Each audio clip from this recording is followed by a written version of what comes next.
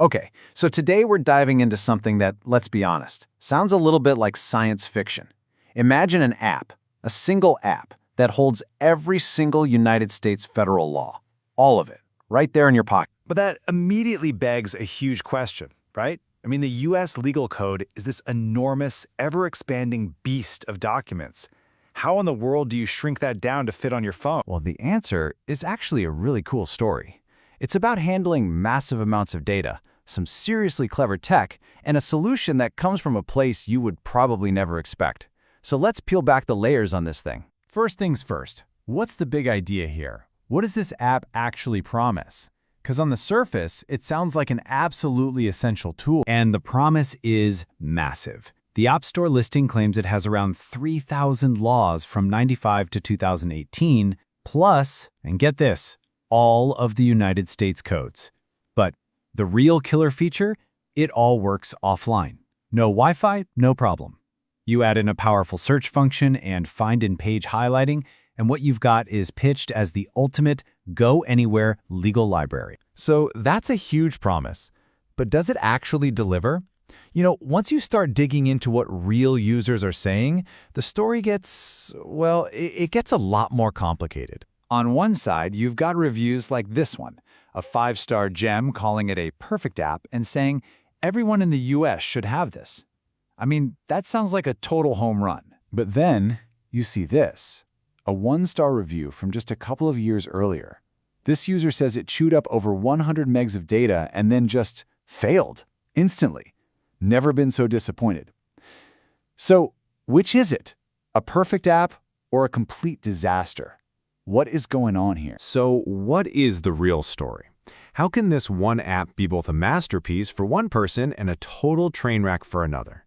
To figure that out, we have to pop the hood and see how this thing is actually put together. And this is where we get to the core of it, right? The technology. The answer to how the app works so well, and crucially, why it sometimes breaks, it's all hidden in the code. The entire secret to making this app possible really comes down to one number, 83%.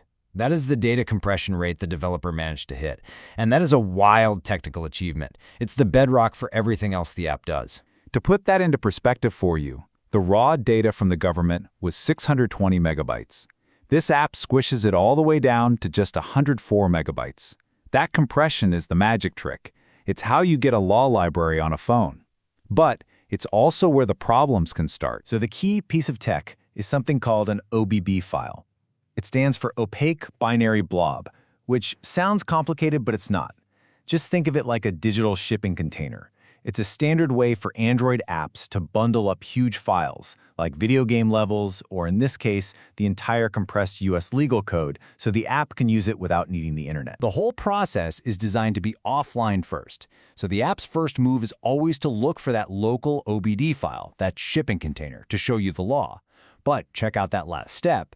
The app only goes online if it can't find the local file. So if that initial handshake with the OBB file fails for some reason, well, the whole thing can crash before it even gets started. And there it is. That's our failure point. So we've got this super ambitious, technically tricky app. You probably think it was built by some big DC legal tech company or maybe even a government agency, right? Nope. The real story is way more interesting than that. And this might be the most surprising part of this whole thing. The developer is Washam Raihan Sunjil. He operates under the name WS Apps, and he's based not in the US, but in Palash, Narsingdi, Bangladesh. An independent developer halfway around the world took on the challenge of organizing America's entire legal code. So what's the motivation? The app is totally free to use, but it is supported by ads. The developer uses Google AdMob to place banner ads and those full-screen interstitial ads that pop up between pages. It's a pretty standard way to support a free tool that you're offering up to a huge audience. Okay, so we know how it works and who built it. But this brings us to one last, and honestly, the most important question. What is this app really? And the answer to that? It's in the fine print. Deep in the app's description is this absolutely critical disclaimer. It says that while the information, the actual text of the laws, is pulled from official public sources like the government's own website, the app itself is a third-party tool. It is not an official government product. This is an act of access and organization, not official publication. And that leaves us with a really fascinating thought.